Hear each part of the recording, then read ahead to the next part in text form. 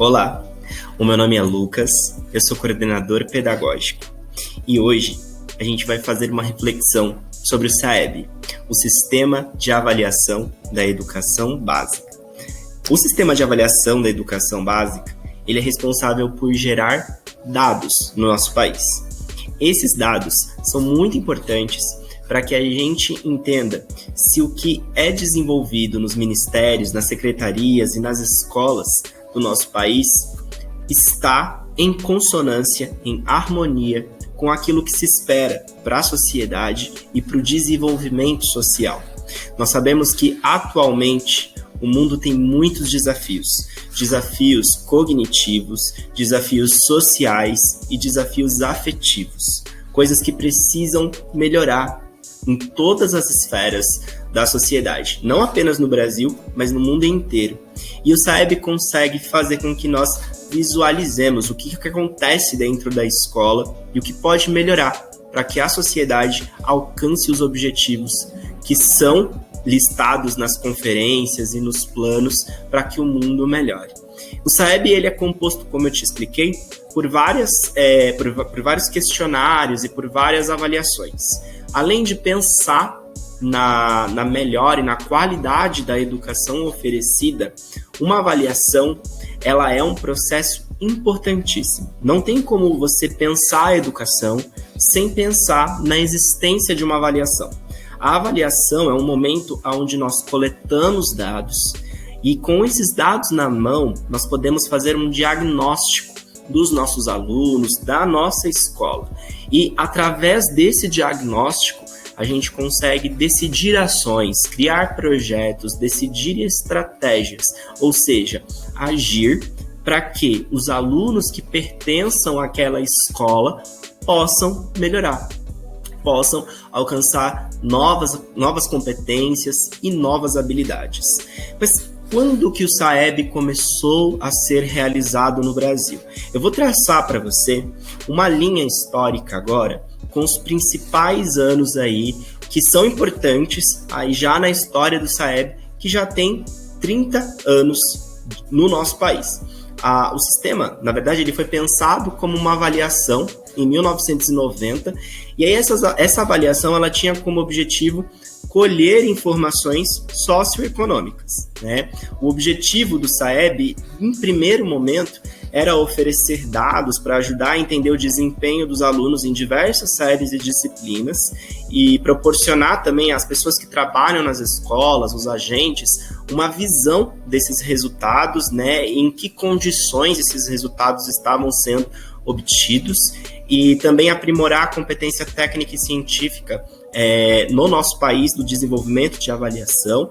Então é muito importante que o Brasil, né, em 1990, começasse a pensar em uma avaliação de larga escala, que fosse aplicada em todo o território brasileiro. Isso era novidade no nosso país para aquele momento e era preciso aprimorar aquilo naquele determinado momento da história do nosso país. E construir uma cultura de avaliação, algo que não existia, né? O Brasil começou muito tardiamente. 1990 já era uma época em que muitos países já tinham avaliações nacionais que aconteciam com uma determinada frequência. E o Brasil teve algumas tentativas, mas não com a grandiosidade que o SAEB tem ali em 1990, tá? Então a primeira edição dessa avaliação vai ser uma avaliação para levantar alguns dados. Em 93, essa avaliação ela melhora, ela tem uma ampliação e essa ampliação tinha como objetivo trazer alguns questionários já para as escolas irem respondendo a respeito do rendimento dos alunos, do perfil dos professores, do perfil dos diretores e gestores escolares.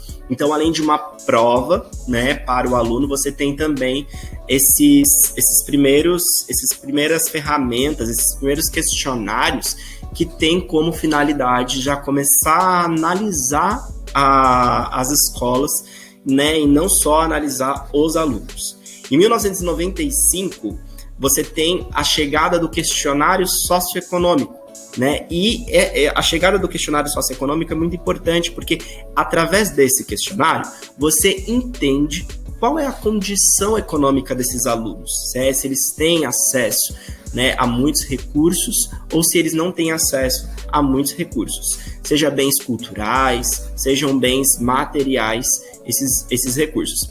E aqui, em 95, o SAEB já começa a ter também uma avaliação para séries finais, né? Então, para a quarta série, antiga quarta série, antiga oitava série e o antigo terceiro ano do colegial tinham, né, essa prova final para fazer uma medição, né, se o aluno aprendeu as principais habilidades que estavam previstas ali para aquela etapa, né, do ensino, né, em 95. Já em 97, você tem a construção de uma matriz de referência. Essa matriz nada mais é que um texto, né, fazendo um balanço de tudo que tinha sido observado de 90 até 97. Essa matriz ela é muito importante porque vai ser o primeiro material de estudo para que as escolas imaginem um planejamento diferente, um planejamento mais focado nos problemas que foram identificados nessa matriz aí em 97. E isso foi tão importante que começou ali um processo de mudança a nível curricular nas escolas, a nível de planejamento nas escolas, né? De 97 para frente, a maioria das escolas já estava atuando na construção de habilidades e competências. Uma forma, né, de trabalhar das escolas muito bem inspirada pelo Philippe Perrenot, que está aparecendo aí na tela para vocês, e uma escola que se organiza por meio de habilidades e competências, nada mais é que uma escola onde na sala de aula os alunos eles vão construindo habilidades. Essas habilidades no futuro vão fazer com que esses alunos sejam competentes, né, em algumas funções. Por exemplo, existem algumas habilidades que, se elas forem desenvolvidas, o aluno se torna um ótimo leitor. Um ótimo leitor não é só aquela pessoa que decifra letras, palavras. Um ótimo leitor é aquela pessoa que consegue entender um texto por completo, entendendo o objetivo de quem escreveu esse texto, entendendo quais foram as coisas externas do ambiente em que o autor, né, viveu, que influenciaram o autor a escrever aquele determinado texto. Então, um leitor, né, a competência leitora, ela não se faz só da habilidade de ler palavras. Tem habilidades analíticas, tem habilidades desenvolvidas até, inclusive, com o ensino da história e com o conhecimento científico que fazem o leitor ser um leitor competente, né? E aí essas habilidades precisam ser desenvolvidas em sala de aula para que você tenha um leitor competente nesse sentido.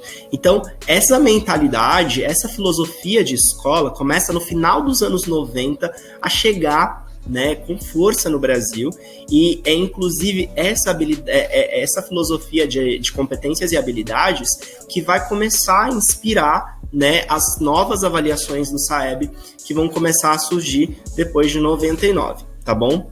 Em 2005, nós temos uma mudança muito importante no nosso país. Em 2005, o SAEB passa a ser visto como uma avaliação censitária, ou seja, todo o estudante matriculado em algumas determinadas séries deveria fazer essa prova, para que você tenha dados mais elegíveis, mais confiáveis e que abrangessem um número maior de pessoas. Esses dados acabam sendo mais confiáveis quando eu aplico a prova para a totalidade, para todos os alunos matriculados, tá? Então começa-se a pensar no SAEB sendo uma avaliação obrigatória para todos os alunos do 5º ano e do 9º ano, tá? Que são avaliações, são séries finais, né? Já do primeiro ciclo do ensino fundamental e do segundo ciclo do ensino fundamental. Nesse momento, em 2005, o SAEB começa a ter um nome muito famoso. Muitas pessoas em São Paulo já escutaram falar da expressão Prova Brasil, né? A Prova Brasil é uma das ferramentas dentro do SAEB, tá? Na academia, cientificamente também, a Prova Brasil é conhecida como ANRESC, tá?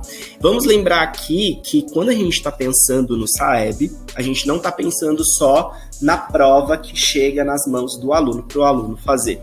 Existem também outras ferramentas, outros questionários que fazem com que nós tenhamos nas mãos dados sobre a educação.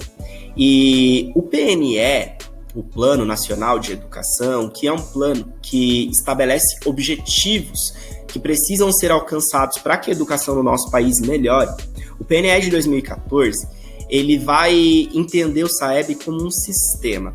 Como assim um sistema? Ele não é só uma provinha, ele não é só uma avaliação.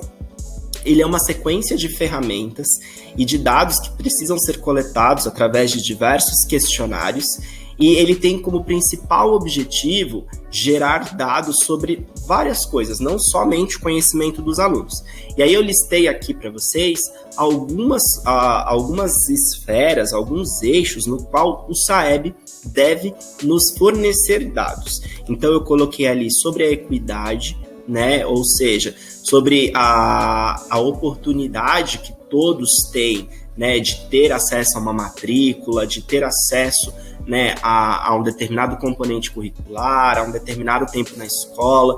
Então, quando a gente pensa em equidade, a gente está pensando, né, em oportunidades, né? A escola, ela é possível para todos, e o SAEB também fica responsável por nos fornecer dados sobre direitos humanos e sobre cidadania dentro da escola, sobre, né, as informações de ensino e aprendizagem, então aquilo que os alunos aprendem, aquilo que os professores ensinam.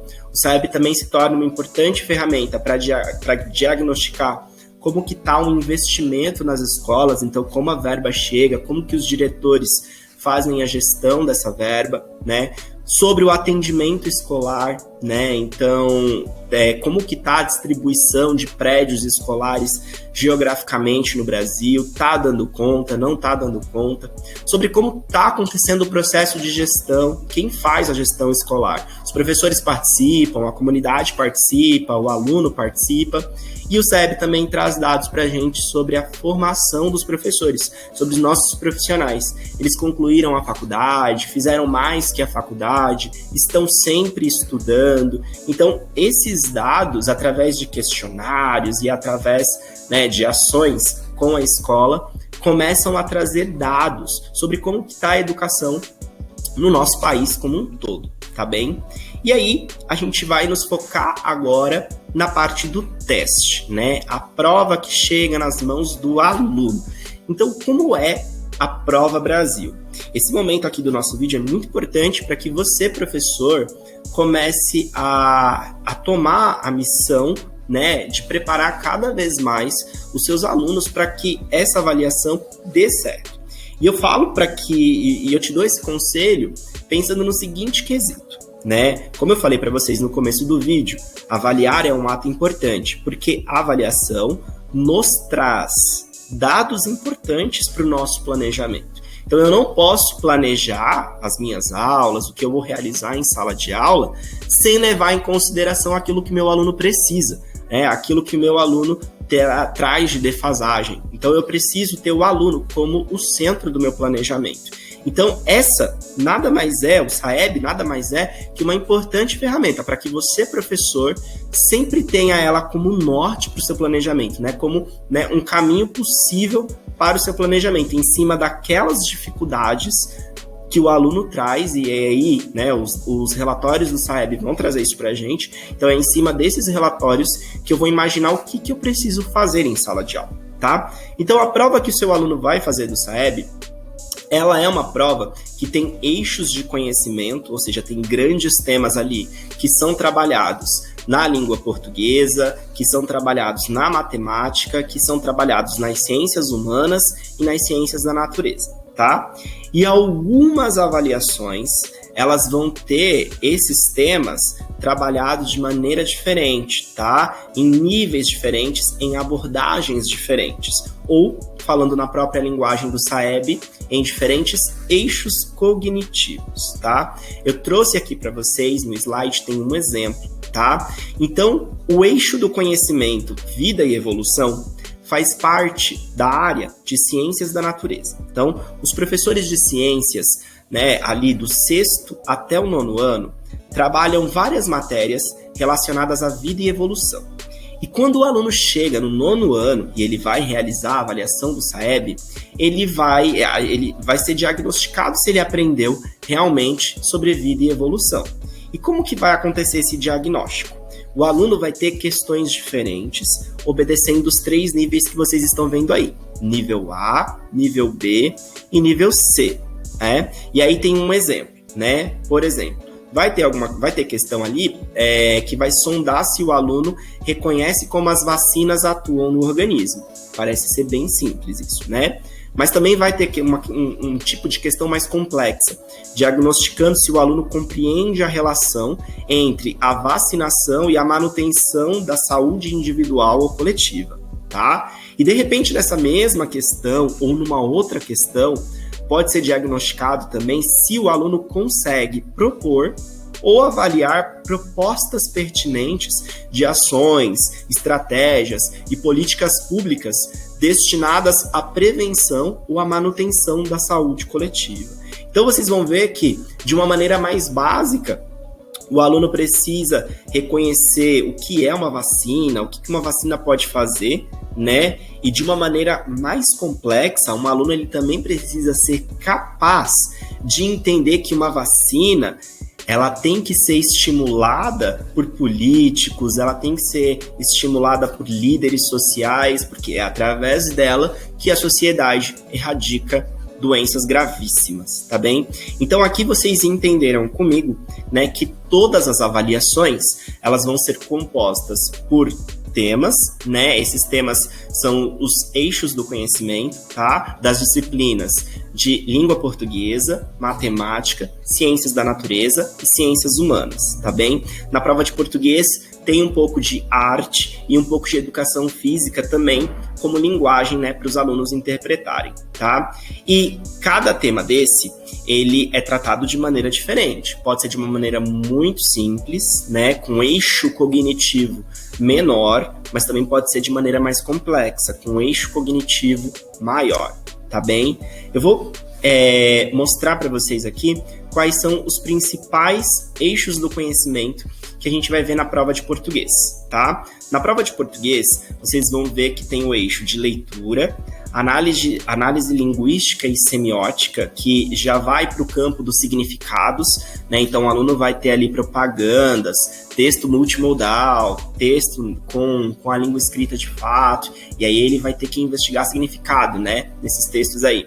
E ele tem também a exploração da produção de texto, né? Fazer com que o aluno se torne um autor, tá? Tem algumas avaliações que vão vir com conhecimento de língua inglesa, de arte e de educação física, como eu falei para vocês, né? Mas são provas um pouco mais específicas e não é tão raro, né? E não é tão comum, me desculpe, o aparecimento dessas áreas aí nas avaliações. O enfoque tá mais sobre a língua portuguesa mesmo, tá bom? E em que nível, né? Em que eixo cognitivo isso aparece para o aluno? Em alguns momentos ele só tem que reconhecer. Ele tem que reconhecer o que está na propaganda, ele tem que reconhecer o que está no texto. Em outros momentos ele tem que pensar sobre aquilo que está lá. Ou seja, ele precisa ter uma capacidade analítica, que é um pouco, né, mais complexa do que a capacidade de só ver as coisas, de reconhecer, né? Em outros momentos, além de reconhecer, analisar, ele também precisa fazer uma certa seleção das coisas que estão no texto. Ele precisa avaliar o que é útil, né, o que é pertinente ou não para alguma determinada situação, ok? E para algumas avaliações, né, não são todos que fazem isso, ainda é muito a nível amostral isso, né?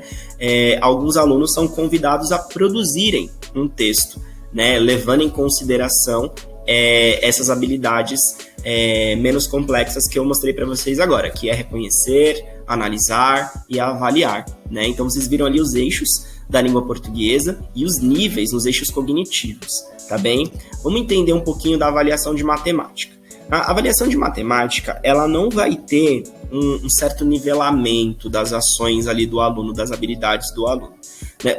A grande preocupação matemática é fazer com que o aluno use o conhecimento matemático para resolver problemas. Então, a avaliação de matemática, ela é composta por situações-problemas, e essas situações-problemas, elas exigem que o aluno utilize conhecimentos matemáticos para resolver esses problemas. Então, que conhecimentos são esses? O conhecimento de números, o conhecimento de álgebra, o conhecimento de geometria, grandezas e medidas, probabilidade e estatística.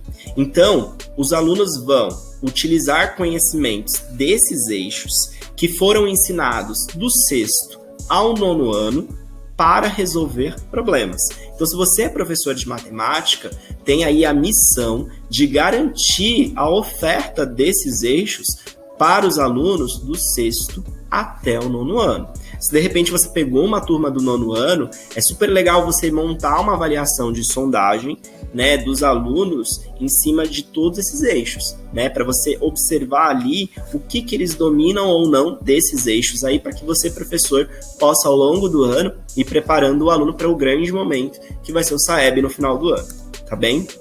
Eu trouxe para vocês aqui também, né, um pouquinho dos eixos do conhecimento e dos eixos cognitivos que nós vamos ver na prova de Ciências da Natureza.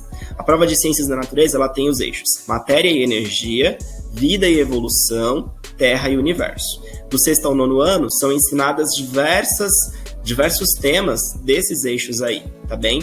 E aí, como eu expliquei para vocês um pouco mais para trás, nós vamos ver um nivelamento, né, da complexidade das habilidades que são exigidas em cada um desses eixos do conhecimento, tá certo? Por exemplo, né, ali no eixo vida e evolução, vocês viram que no momento o aluno ele precisa só reconhecer, né, a existência da vacina e por que ela existe, né, aumentando a complexidade, ele precisa entender, né, a relação que tem entre a vacina, né, e a erradicação de doenças, a manutenção da saúde coletiva, né, e já de maneira mais complexa, o aluno ele precisa também ser capaz de reconhecer e sugerir, né, que projetos políticos, que governantes, que líderes sociais devam trabalhar para que a população entenda a importância das vacinas e se vacine, tá certo? Agora a gente vai entender um pouquinho da prova de Ciências Humanas. Ela também é uma prova, né, que vai trazer 3 eixos cognitivos, e os alunos eles vão ver questões que atravessam os seguintes eixos do conhecimento: tempo e espaço, as formas, né, de se representar no ambiente, no espaço, né, natureza e questões socioambientais. Então, a evolução do pensamento de cuidado com a natureza, a destruição da natureza, que são temas muito pertinentes, né, e muito comuns no ensino de geografia do 6º ao 9º ano. Tem questões também sobre culturas, identidades e diversidades. Então, o aluno ele precisa, né, ali nas aulas de história, ter uma riqueza da pluralidade cultural e histórica, né, que o mundo trouxe até aqui. Poder, Estado e instituições. Então, ele precisa entender como que um país se organiza geograficamente falando, né, politicamente falando. Cidadania, direitos humanos e movimentos sociais, então entender o papel dele na sociedade, entender os seus compromissos, entender o que é legislação, né, e quais são os deveres de um cidadão. Então, é parte também do conhecimento da história e da geografia. Também entender, né, a importância da população participar politicamente, cobrar dos seus políticos através dos movimentos sociais. Cidadania, direitos humanos e movimentos sociais é também entender o direito das minorias, entender as relações de gênero, né, e relações de trabalho, produção e circulação. Uma vez que faço parte dessa sociedade, preciso trabalhar nessa sociedade, preciso contribuir nessa sociedade. E em relações de trabalho, produção e circulação, tanto a história quanto a geografia vai contar um pouco para o aluno, né, qual é a trajetória, né, onde chegamos hoje nas relações de trabalho, como é trabalhar, quais os direitos um trabalhador tem, né? E como isso já foi também em outros momentos históricos. A prova de ciências humanas, então, ela vai trazer todos esses eixos temáticos em diferentes níveis de complexidade, como a gente viu no caso de ciências da natureza. Depois de realizarem as avaliações, os alunos eles vão ser analisados e no ano seguinte a escola vai receber dados da sua proficiência. A proficiência do SAEB ela é dividida em níveis e por enquanto, né, vocês vão receber dados no ano seguinte na proficiência de língua portuguesa e na proficiência de matemática. Então você vai identificar os níveis que a sua escola ocupa, né? Então, por exemplo, se a sua escola ocupa ali o nível 1 da escala de língua portuguesa, significa que os estudantes, eles reconhecem expressões, características de linguagens, a relação entre a expressão e uma reportagem, entende o que é um artigo de opinião. Então, cada nível vai dizer aquilo que o aluno é capaz de realizar.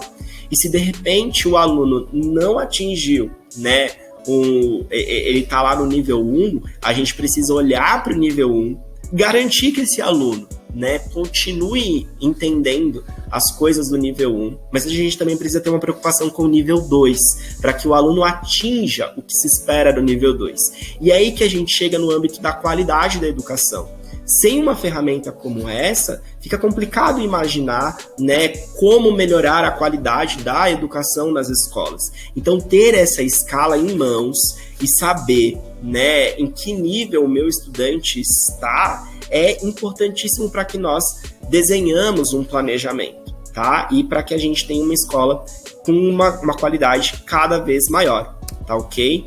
Vou pegar aqui como exemplo a escala de proficiência de matemática da terceira série do ensino médio. No nível 1, os estudantes eles são capazes de tratar a informação, ou seja, eles sabem olhar para uma tabela e sabem ver, né, as informações de uma tabela, o que significam essas informações. Mas se ele está no nível 1, significa que ele não domina o nível 2. No nível 2, o aluno ele já precisa ter um bom conhecimento de espaço e forma, números, operações, álgebras e funções. E na escala de proficiência do SAEB, vocês vão encontrar o que o aluno precisa, né, aprender sobre espaço e forma, sobre números, operações, álgebras e funções e sobre o tratamento das informações, tá ok? E são essas coisas que depois você vai levar para a sala de aula. Então você, professor, lógico, né, precisa rever esse conhecimento, estudar esse conhecimento e imaginar propostas, intervenções pedagógicas de como levar isso, né, para a sala de aula, para que no final do ano o aluno chegue mais perto de sair do nível 1 e atingir o nível 2, tá bem? Como que vai funcionar a aplicação do SAEB no ano de 2021? Então, os estudantes do 5º, do 9º e da terceira série do ensino médio, todos realizarão o teste. Tá? Ele será aplicado de forma censitária, ou seja, todos os matriculados farão as provas de português e de matemática, tá bem? E a avaliação, cada avaliação ela é dividida em 4 blocos. Vocês estão vendo aí na tela que existe um tempo para a realização de cada bloco, tá bem? E a escola recebe um aplicador externo, né, para esse momento avaliativo, e é importante que ao longo do ano você vá avisando os alunos, preparando os alunos para esse momento, tá bem? Além do 5º, do 9º e da terceira série do ensino médio, nós temos também uma amostra, ou seja, uma pequena parte dos alunos do 2º ano, que vão realizar também uma prova em um formato um pouco diferente, sem aqueles 4 blocos que eu falei agora para vocês, e uma pequena parte dos alunos do 9º ano fará a prova de ciências da natureza e de ciências humanas. Tá bem? Uma coisa muito bacana da prova é que a prova tem um olhar para aqueles alunos que têm necessidades especiais, com uma pessoa para acompanhar o aluno e, se o aluno precisar, até um pouco mais de tempo na realização da prova. Para que você, professor, entenda o que ensinar em sala de aula para preparar os alunos para o SAEB, eu deixei aqui para você um QR Code.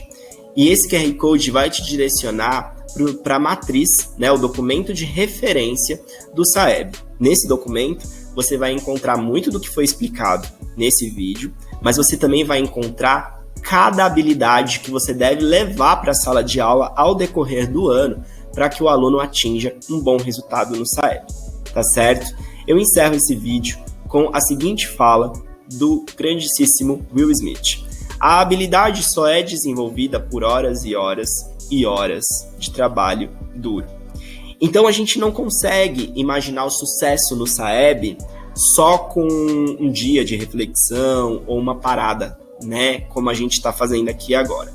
Eu espero que esse vídeo, né, te sirva como inspiração para que no ano seguinte você trabalhe aula a aula, dia a dia, né, em cima do documento, né, que eu te indiquei aqui, para que a gente atinja, para que a sua escola atinja um outro nível de qualidade de educação, tá certo? Obrigado por ter acompanhado esses 30 minutos e bom trabalho!